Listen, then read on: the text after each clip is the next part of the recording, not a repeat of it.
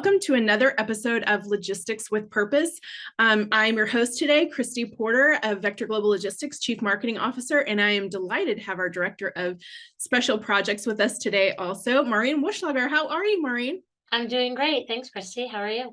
I am good. It's exciting to be here with you today. We are thrilled for this interview ahead. I know it's going to be a great one for everybody. So since you are friends with our guest today, I will let you do the introductions. Ooh, well, everyone, I am introducing Susan Kilrain, astronaut, Navy vet, pilot extraordinaire. I'll let her talk a little bit about her background, given that I would not do it justice to try and recite all of the accomplishments off her resume. Welcome, Susan. Welcome. Thank you, ladies. It's great to be here. Fantastic to have you. All right. So Susan, first of all, tell us a little bit about where you grew up and your childhood and just the background before we get into your amazing career. So I grew up in Augusta, Georgia. Oh, okay. In the Home of the Masters, yes. Yes. The one thing I know about Augusta. If you're a golf fan, you know Augusta. I had three brothers. We didn't have a lot of, money or anything growing up, and so my dad used to take us to the airport to watch the airplanes take off and land, and that's where I fell in love with aviation. And people ask all the time, if you always wanted to be an astronaut, but I really first wanted to be a pilot, watching the airplanes, and then being an astronaut developed more in my high school years. Very cool. Wow. Well, it's an honor to have you here today. And I see that you do a lot with STEM, science, technology, engineering, and math. And it's played a huge role like in your success. And you're also involved with some programs with that right now. Did you always have an interest in that? Or was that something that just came with the more things that you were exposed to as you were growing up and taking different classes or having different experiences? I fell in love with math in middle school. We called it junior high back then, but yes, middle school, because the math teacher that I had, Sarah Brown, she taught algebra to me in a way that made sense, and I understood it, and hardly anybody in the class understood it, but I did. So she sort of nurtured this love of math that I carried throughout all of my education. And I studied engineering in college, but I always took a math class for an elective so I could balance the GPA out a little bit, because I was better at math than I was at engineering. My elective was bowling, so you were ahead of me. Yeah, math was not high on my list. So I was going to ask you, how does one develop a love of math? So that sounds like a good teacher was the one who stewarded you into that. That's incredible. Definitely a good teacher. And I had her for both algebra and geometry. So, it just really set the bound, because with what happens with our kids so much these days is they don't learn it every year. And if you have a bad year or a bad teacher, it's hard to overcome it because it builds. Math is one of the few subjects, math and foreign languages, they build on themselves year after year. And so if you miss out on 1 year, it can really set you back. And then you get discouraged because you think that you're not good at it. Mm-hmm. When in fact, it might just be you had a not as good teacher that year or whatever. Yeah. Wow. That's a lesson to learn during the pandemic as well, with both of you guys having kids that are going through school and had to do homeschool and all of that. Yeah. Well, my kids were a little bit younger, but I was curious, Susan, if you had any challenges teaching your kids some of that new math that the kids have now, because I've seen some of the things that some of the older kids have done, and I'm like, I don't know how to do that. And it's just they're teaching things differently now. That the way that the acronyms that I remembered for algebra and geometry and things like that are very different now. And there's this blocking and drawing, and it's not even like high level math. And so I was wondering if that stumped you at all when some of the kids came home with some work. Yeah, you'll first notice it in multiplication. Start multiplying 2-digit and 3-digit numbers, and fortunately, the teachers that my kids had, for the most part, accepted whichever way they did it, as long as what they did made sense and it came to the correct answer. So I tried to teach my kids several different ways and let them pick the one that sunk into their head the best. You know, because kids don't all think in one way. And I saw, I think it might have been a YouTube video years back where maybe a Japanese teacher got up and she did the same problem on the board, like 5 different ways. And the kids could just pick whichever way made sense. And I thought that's really smart. Yeah. Because not everybody gets it the way that it's taught. And who cares? Right. Which way makes sense to them, as long as they understand what they're doing and how they're coming to the answer, you know. Which is a better life lesson as well. Yes, I agree. yes, exactly. There's so many different brains out there, and people don't all think the same, nor should they think the Right. same. I'm curious too, talking about your kids, your childhood.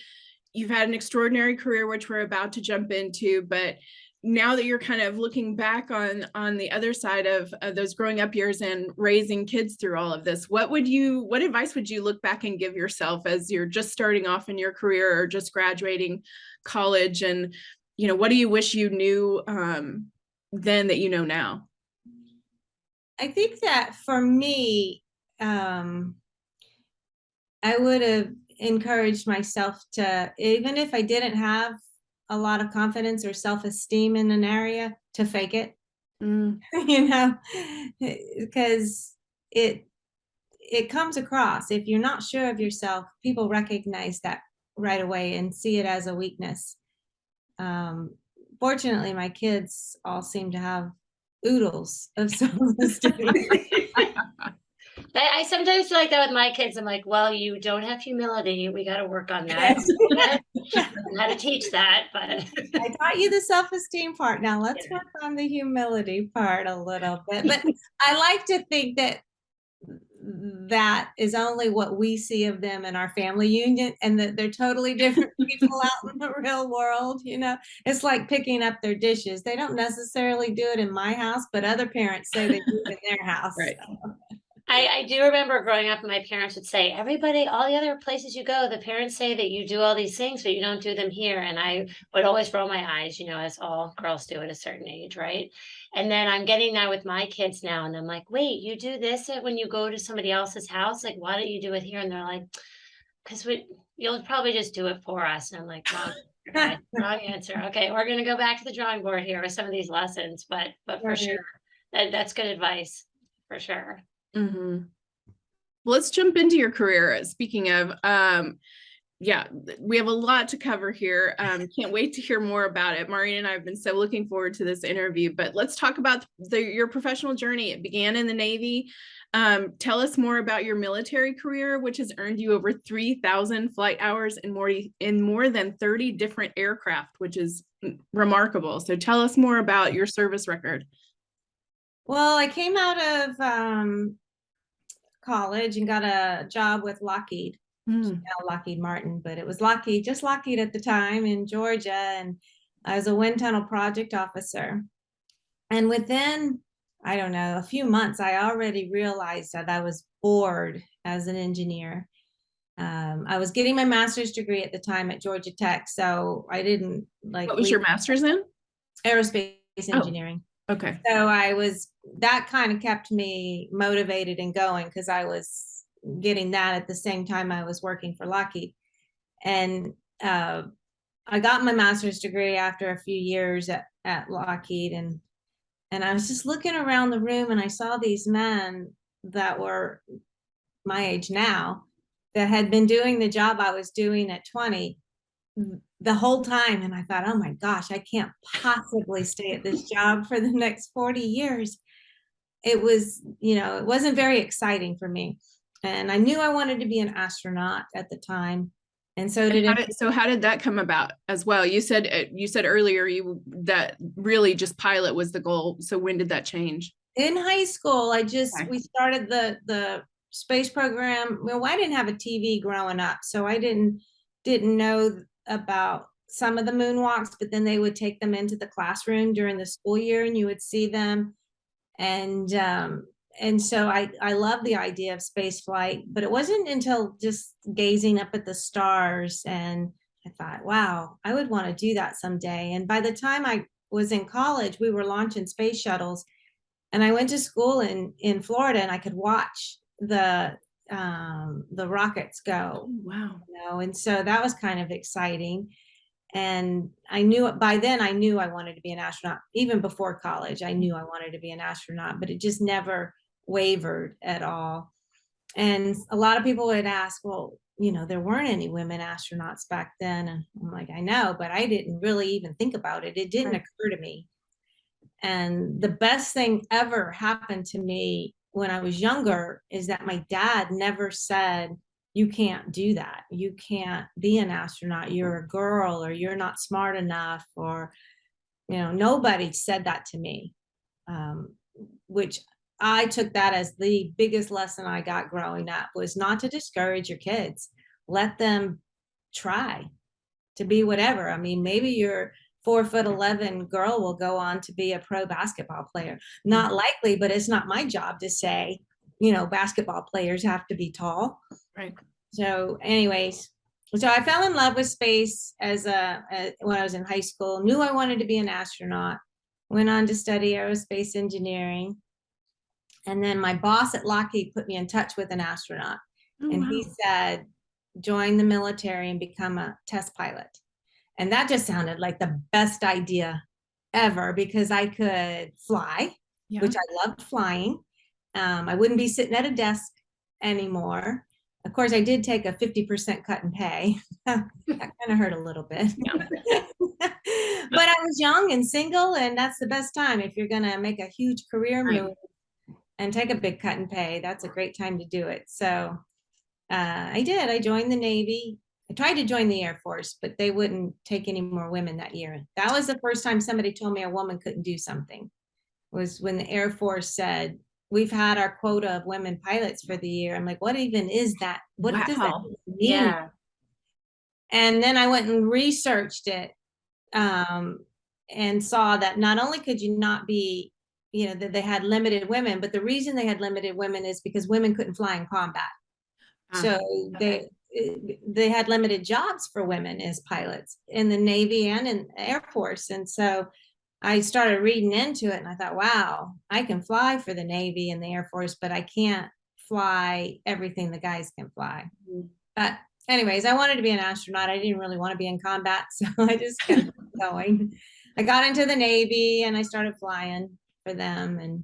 And as soon as I had my 1,000 hours, which is the minimum you needed to get into test pilot school, I started applying to test pilot school. And it took 3 times before I got in. And then by the time I got done with test pilot school, that combat exclusion law had gone away. And I got assigned F-14 Tomcats on the East Coast as the first woman on the East Coast. There were 2 women on the West Coast. And so that's where I was headed. I was headed to fly. I did all the training in the Tomcat, and I was soon to go out to sea when I got the call from NASA that I had been selected. Wow. I didn't know any of this, because I was curious how the overlap with the Army and then going into NASA was working. And I guess you kind of answered some of the questions that I was going to ask you, just about, you know, given that, you know, I didn't know that you didn't have a TV really, but, you know, there weren't any female astronauts during those formative years. So without kind of that exposure, did you have any role models that you had looked at where you just like, I want to go up there and that's where I'm going to go? And, you know, how did you really focus on that, given that you were really breaking all the boundaries right there? I didn't have a woman astronaut role model or anything. I just knew that people were flying in space, and so why couldn't I fly in space? And I knew it was going to be, you know, hard, you know, but I also knew that the journey to getting there, I wanted to be fun and rewarding. And that's why becoming a pilot was so important.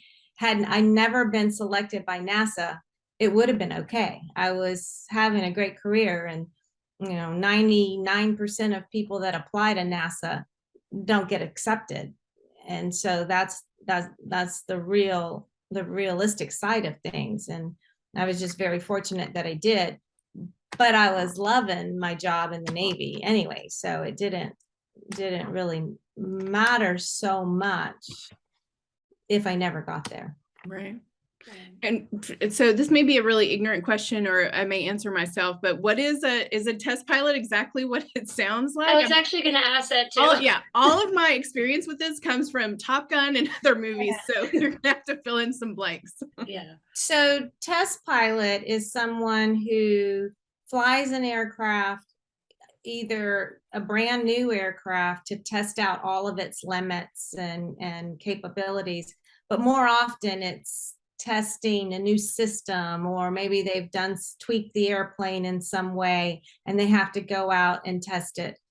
So the test pilot school involves teaching us how to test, how to fly an aircraft to its limits, and how to take data on the airplane as you're doing it, and how to keep yourself safe at the same time, and then how to analyze the data that you've taken, and writing reports and whatever. So that's what the whole school. So a lot of the aircraft that I flew, of the 30, many of them were at test pilot school, because they put us in lots of different airplanes, especially airplanes we've never been in, so that we can experience them for the first time. So test pilots will come out of there and then usually go to a test directorate to test whatever their airplane is, or whatever systems. But I ended up getting pulled out to go to the F-14. And it sounds like, excuse me, it sounds like you said you loved your job, and now having you describe it, it sounds like you really thrive on being the first, or testing things out, or really like figuring out the newness and pushing boundaries and limits. Is that what you loved about it, or was it something different? It definitely didn't have anything with being the first, Okay. or one of the only. It just so happened I was one of the only women at any given stage in my life.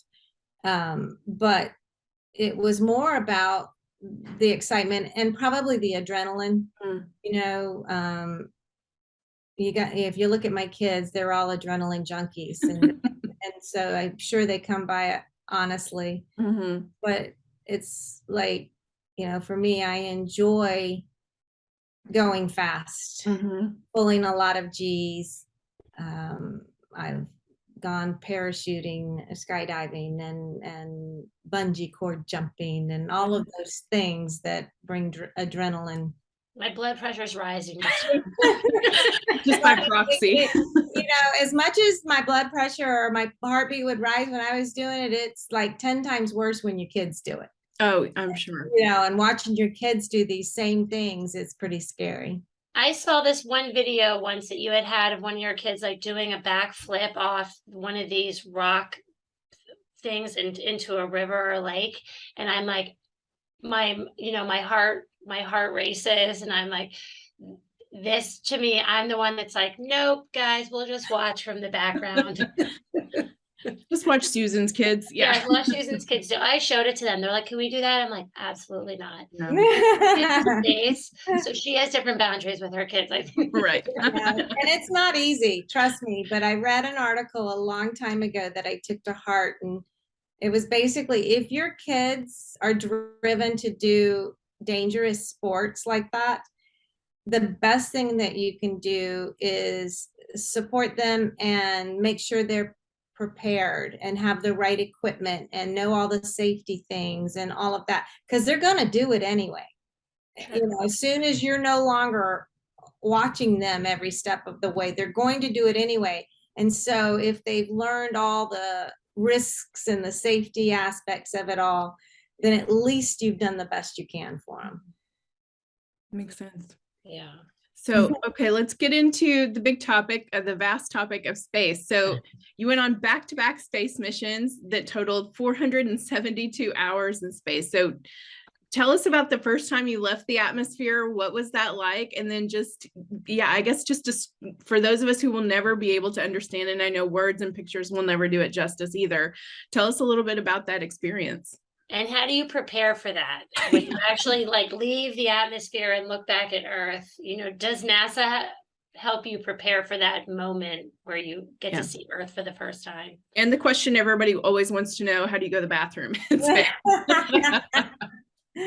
Well, as far as leaving the Earth for the first time, as you might imagine, NASA trains you really, really well.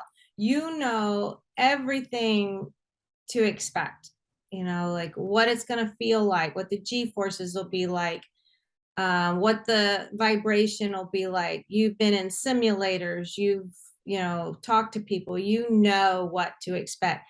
And you've had every emergency thrown at you in the simulators that could possibly happen during the launch phase.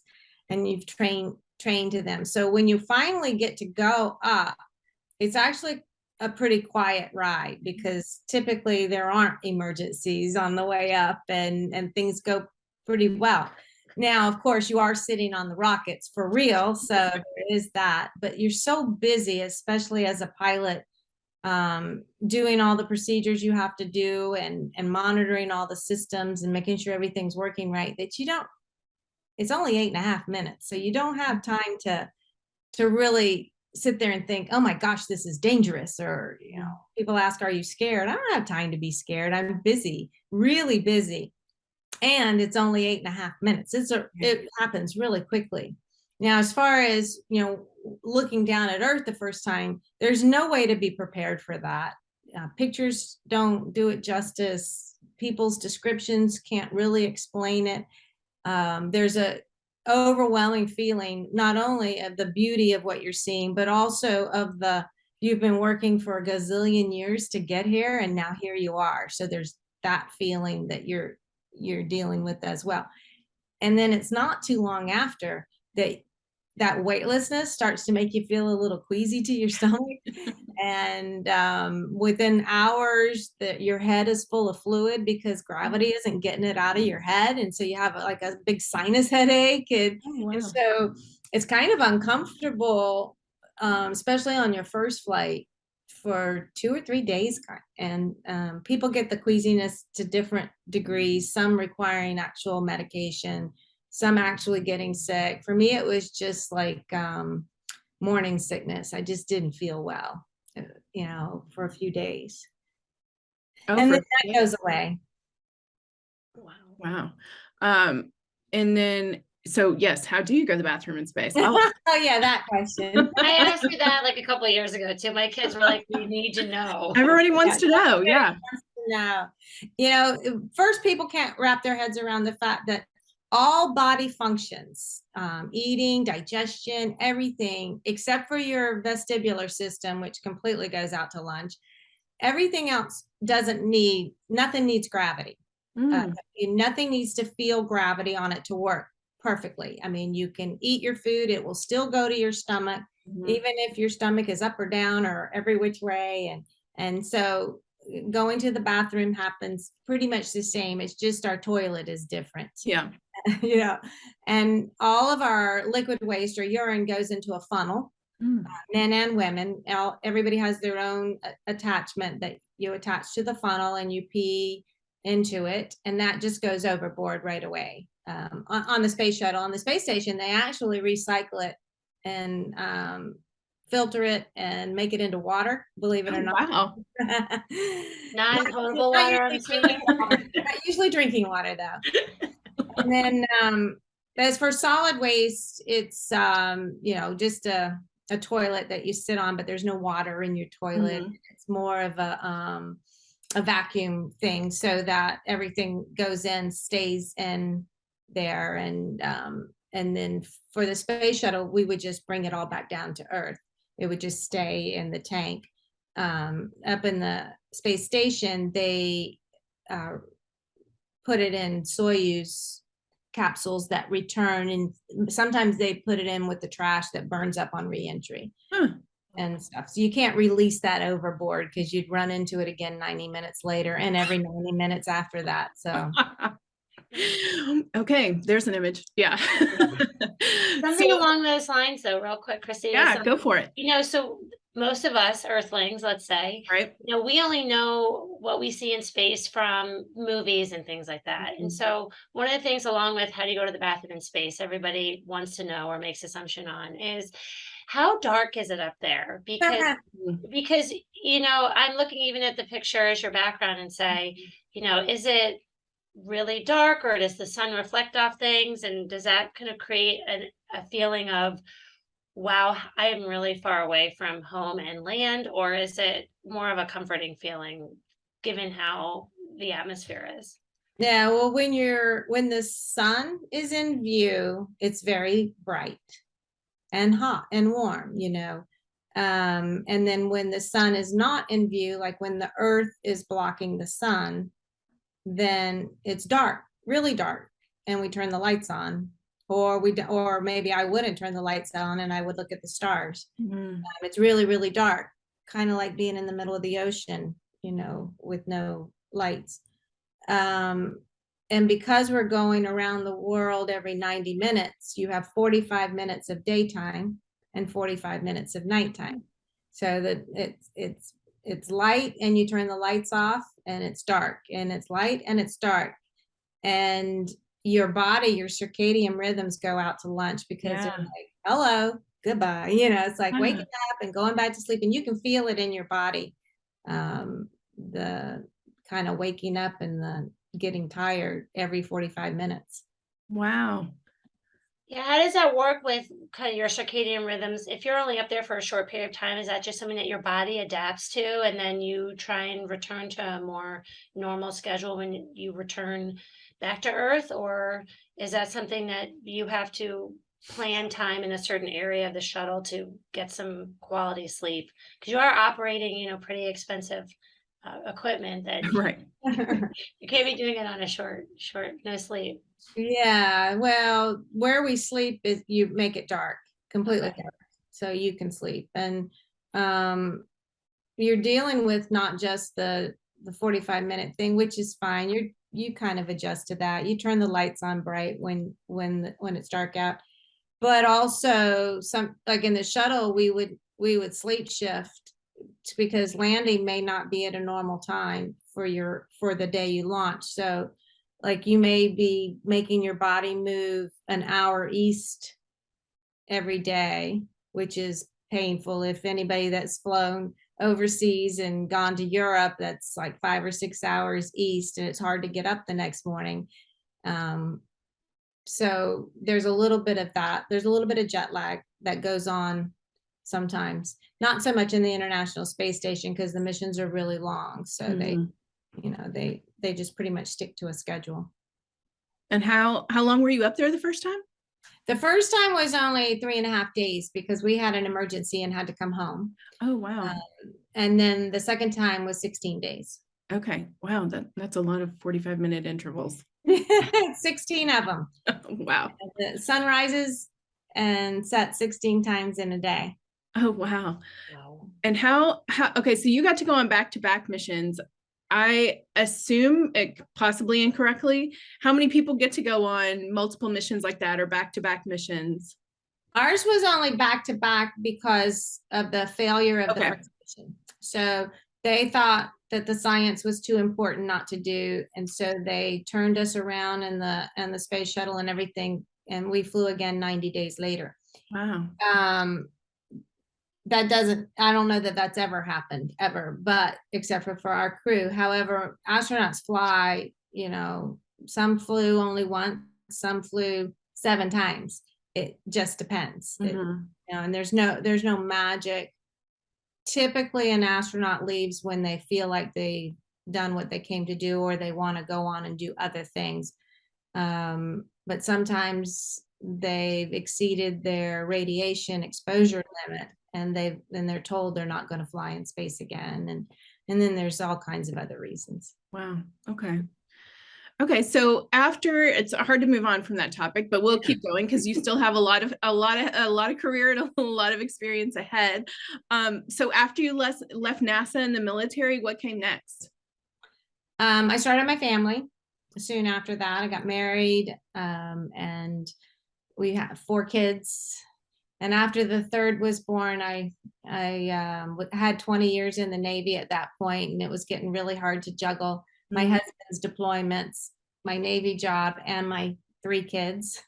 So I retired from the Navy. I had left NASA a couple of years earlier because my husband got stationed in Puerto Rico, and I didn't want to be that far away from, I didn't want him to be that far away from the kids and the kids to be that far away from him. So I moved to Puerto Rico with him and then finished up my 20.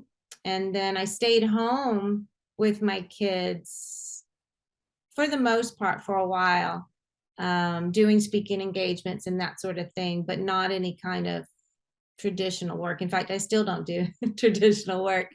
I do a lot of this and a lot of that, and sit on boards or do advisory work for a venture capital group or whatever. Yeah. I can pick and choose what I want to do. My husband has 39 years in the Wow. Navy, and so he's still traveling and doing all of that. Wow. And we have now 4 kids.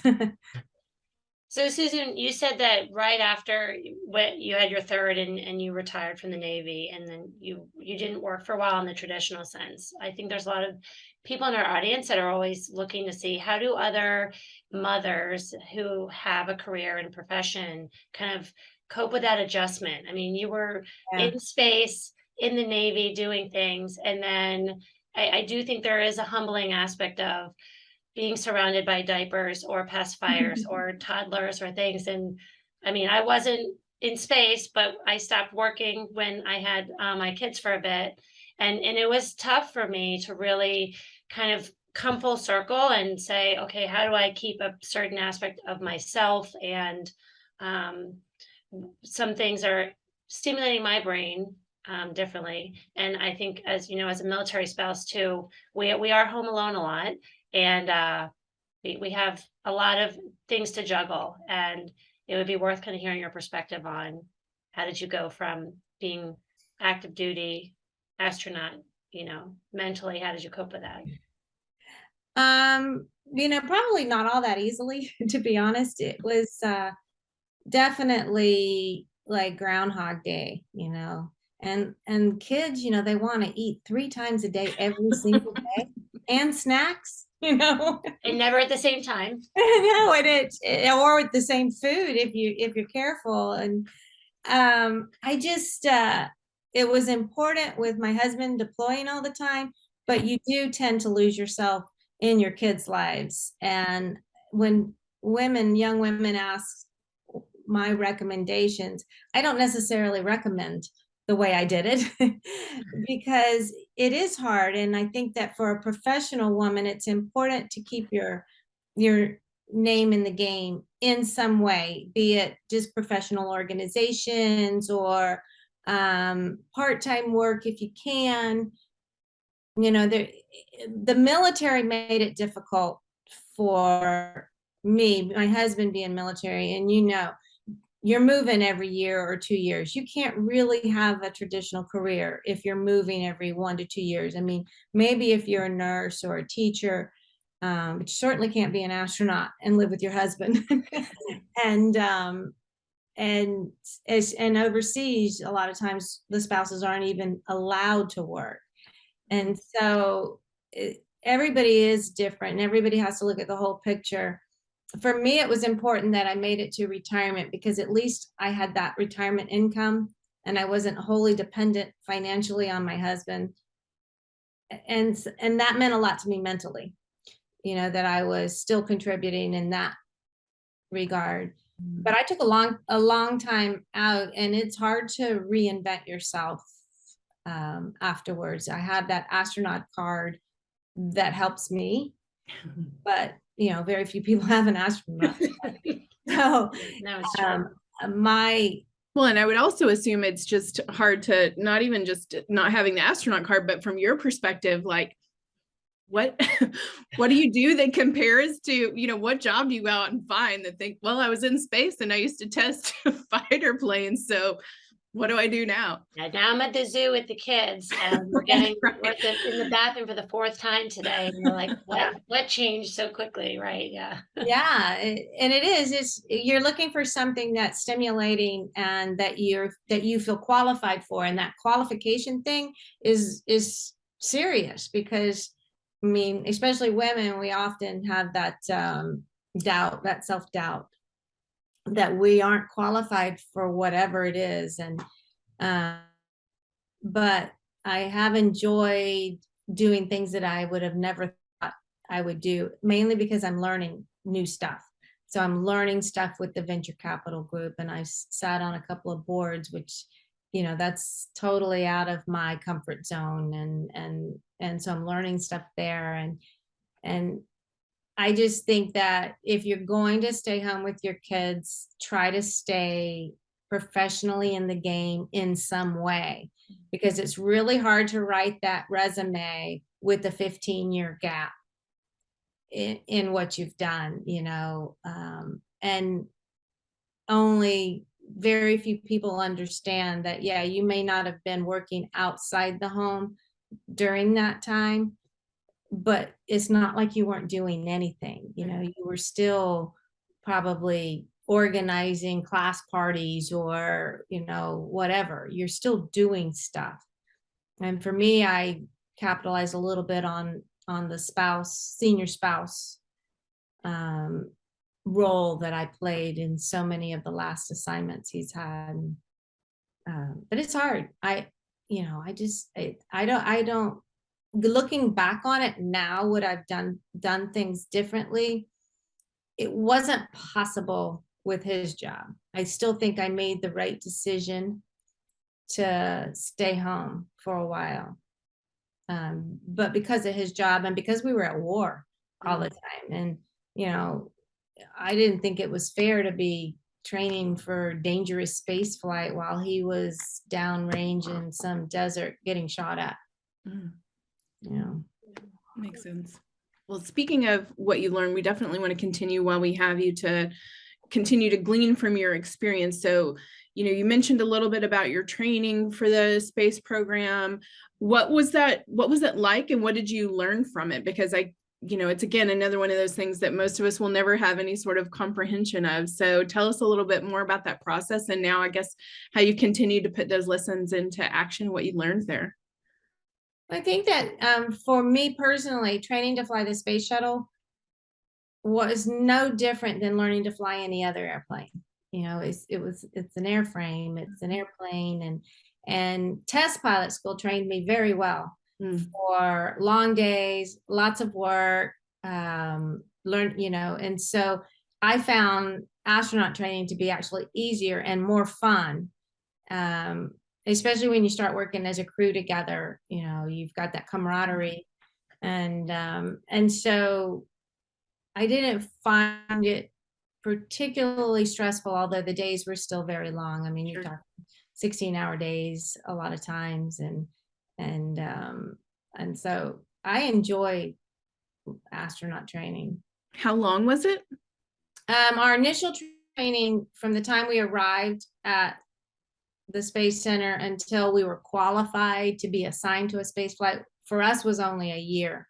Okay. Wow. I think that's increased somewhat. And then I was very fortunate. I got assigned to a mission right away and trained for another year for the mission.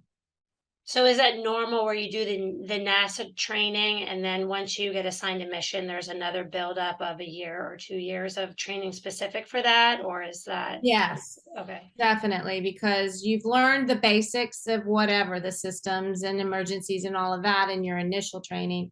But then your mission has a whole set of requirements and what you're going to do on your mission.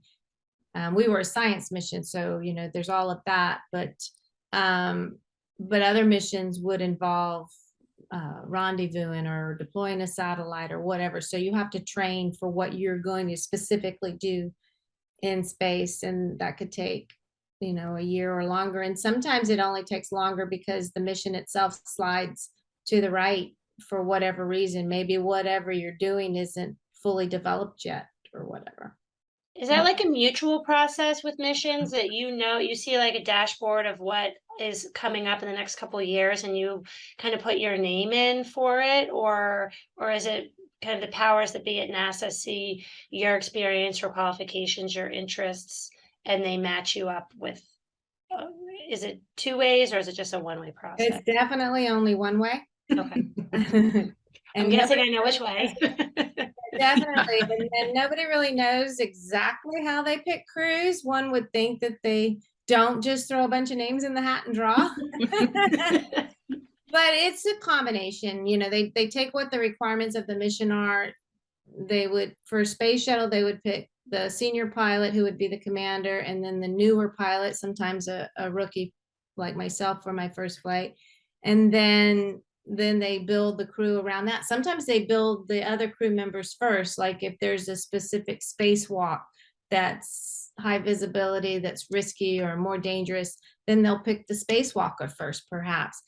And maybe that person needs to have super long arms or whatever to do the task. And so they'll pick that person and then they'll build the crew from there. And then they want to have a combination of experienced astronauts and rookies. And so, yeah, I mean, and I do think that they also take into account personalities. Mhm. Personalities get along with others better, you know, than others do. So Yeah, I was wondering if you got put on a crew and there were some personality conflicts, how you guys actually worked that out before Yeah. you went off in the atmosphere. There's no ability to storm off into a new room. no, it is very important. And one thing Yeah. that I always talk to students about is that time, you know, when your teacher gives you that group project with somebody you don't like in the class and you're like, oh God, I don't want to do a group project with him. It's like you're preparing for flying in space because you've got to learn that teamwork rises above your personal opinion of someone. It's a How good many way to people put were on your crew? 7 on my crew. it.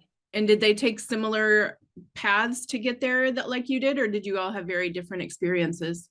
Well, there were 2 pilots on board. The other pilot was from the Air Force. And then we had 2 scientists who weren't actual astronauts per se. They came from the science community and they were selected just for that mission. And then the others were mission specialists that I think all of them had at least 1 PhD. You know, they were civilians, came from a different walk of life. Oh, wow. And what was your mission? You said scientific. Yeah, we did science experiments, Okay. taking advantage of the weightless environment. You can do really cool science experiments that you can't do here on Earth, and you can learn things. And we specifically, all of our science was dedicated to life here on Earth, making it better. So we were making new metal alloys, and here on Earth, the heavy metal sinks to the bottom. That doesn't happen in space. So you can make hundreds of these metal rod alloys that you can now bring back to space and they can test them. So if you are a golf fan, you would know that your golf clubs are built with metal alloys that we found and built in space. Once you find a good one that they really like, then they can mass produce it here on Earth. But it's really quick to experiment with a whole lot of them when you're in weightlessness. Wow. And so that was one. And the other was we were looking for fuels that don't pollute our air as much as some of the fuels we use now. And so that science that I don't think people understand that a lot of what we're doing in space is about making life here on Earth better, or studying Earth and how Earth is changing, or, you know, identifying issues like they can, from space, you can look down and say, oh, there is a toxic algae bloom in this drinking water source. And they can, you know, treat it and shut it down for a while and then treat it so that people, you know, stay healthy. And, you know, there's countless ways that space flight is benefiting us here. Wow. Well, you've had no shortage of opportunities that you've taken advantage of to kind of break barriers and do challenging things. You know, you have 4 kids. What sort of advice have you given them as they have brought ideas or opportunities to the table in terms of, you know, what they want to be when they grow up, or what they want to do after high school or things like that. I know one of them likes to jump off, you know, cliffs and into deep water, but you know, as a parent, you know, I'm sure that your decision criteria for advice might be a little bit different. So would love some advice on that. Well, correction, all 4 of mine like to jump off cliffs. I didn't know that. And I've sort of taken the lesson I learned from my father, and my job isn't to tell them what they should or shouldn't do. My job is to support them and encourage them in whichever direction that they want to go. So if they come to me and say they want to be that pro basketball player, I'll get them basketball playing lessons or whatever and provide them the opportunity. It's up to somebody else to show them that, yeah, this is a great thing or not, or for them to decide, yeah, I'm not very good at basketball, you know. And so I've tried to stay out of the direction my kids are heading and just support them to the extent that I can. My oldest is a girl, and she's 23, and she's decided she wants to fly jets in the Navy, or she wants to fly for the Navy. I don't know if she wants to fly jets, but you know, I'm like, okay. So she starts at OCS in January. Wow. I was actually going to ask if any of the kids wanted to follow in Yeah. your husband's footsteps, so I was curious. Yeah, I think that both of the boys still have in their head that they might want to be SEALs, like my husband. And you know, what mother wants their kid to grow up to be a SEAL? But that's also not my job. You know, my job is to support and encourage them, and then be scared to death. You know. Well, you also have the distinguishment of being one of only 3 women to pilot a space shuttle, which is remarkable as well, just getting smaller and smaller in that microcosm. So what advice, that you said you obviously get asked advice from women and girls whenever you do speaking engagements and the boards you're on and things like that. So what advice do you give to other women and girls, or maybe even your daughter, who it's still not a crowded field for her either? So, you know, and when they want to be a pioneer in their career too, what advice are you giving them? You know, mostly I would say just, you know, jump in with both feet and have thick skin on their way in, because even though things have gotten considerably better and women are generally accepted in most walks of life now, you're still going to come across adversity as a woman. And the best way to overcome that is to be absolutely as smart as you can be on whatever it is you're doing, and train and be the best that you can be. Because once somebody sees that you're capable, then they pretty much accept you. You know, and even being the only woman in the F-14 squadron, once they saw that I was capable of flying the airplane, I generally got treated as a little sister, or, you know, I mean, pretty much I was accepted. Maybe they weren't ready to accept women in general, but they accepted me, which is the first step. Right. You know, and younger kids, I just tell them, dare to dream, you know, and don't be afraid to change your dream. Right. You know, just because you've sat down this path of I'm gonna be a whatever, it's okay to say, you know what, I really like this better, and take a detour. It's not a surprise when USA Today named you a Woman of the Century. There's a ton of incredible women in that list, but growing up, or even now, do you have any mentors or people that you look up to? Not, it could be man, woman, but people that you use maybe as a benchmark for how you want to live, or someone that you want to look up to? I can't say that I had the traditional sort of hero, like one person. Obviously, there weren't women flying in space way back when.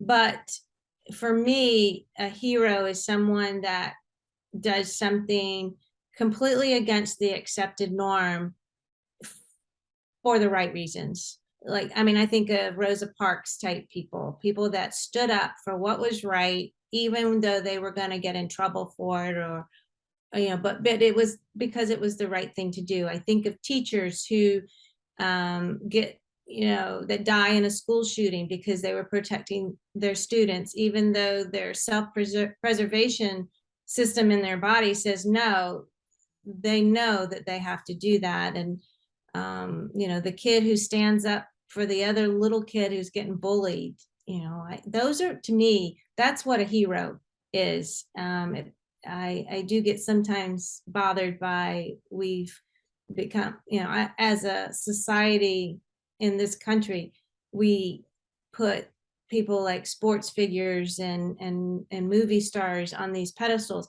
And yeah, some of them belong there because some of them are doing all the things that they can to kind of pay back and encourage young people or whatever. But I think that many of them don't deserve that hero worship that they get. Yeah, I agree. Yeah, I agree with you for sure. Well, as we start to wrap up here, which is a hard thing to do, but we know you've got a lot of incredible things out in the world that you're doing as well. Want you to keep going too. But how can listeners connect with you? And you said you're on a couple of boards, so I don't know if you want to mention those organizations and how to support those. And I understand too that, so I guess it's a three-part question, but how can we connect with you? How do we support what you're doing? And you have a book coming out. We didn't even get to that. Tell us about your book. As far as reaching out to me, I have a website, susankilrain.com. So anybody can reach out to me through that and learn more about me and see pictures and video and whatnot if they're interested in seeing what I've done. The book, I actually have a publisher for my children's book, which so it should be out next week. I mean, next year, next fall. They release in the fall, this one publisher. And that's The Unlikely Astronaut. It's kind of a motivational story for your 4 to 8 year old kids about how, you know, this barefoot girl in Georgia grew up to become an astronaut.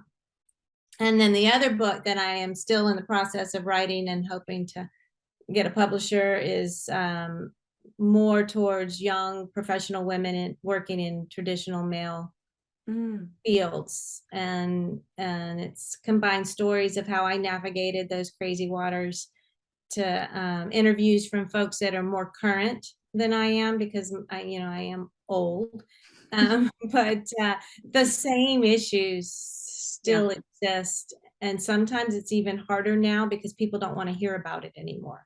You know, people have, you know, when I came through, it was like 1 or 2, and people were like, yeah, go, go, go. And now it's like, yeah, that again, can we stop talking about women? And then when you look at your other minorities, like women of color, they're underrepresented everywhere. And so the book is geared towards young women. Terrific. Wow. And is there anything that you're working on that people can support as far as nonprofits or causes or anything like that? I don't have a nonprofit that no, just you said you were on board, so that's the boards that I'm on are for profit. Okay, got it.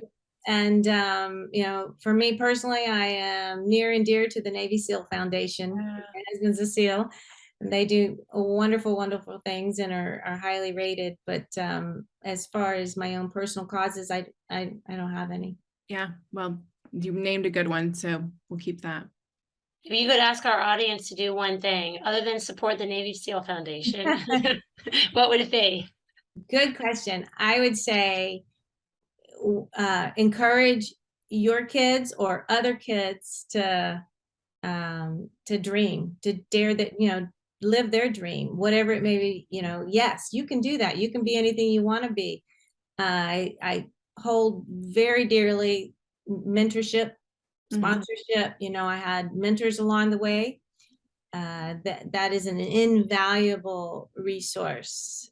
So if you're reaching us, you know, if you're in a successful career, reach back and start mentoring those that are trying to follow in your footsteps. Great advice. Well, thank you so much for your time. This was fantastic, insightful, enlightening, the whole thing. So it was definitely worth our time, and I hope it was worth your time as well. And can't wait for everyone else listening to be able to learn more about you and your amazing career as well, and hopefully have you speak. Well, you know, we'll definitely get her out there and get more speaking engagements. And if anybody knows a book publisher, pass that along as well. Yeah. But thank you so much for your time. We really appreciate it.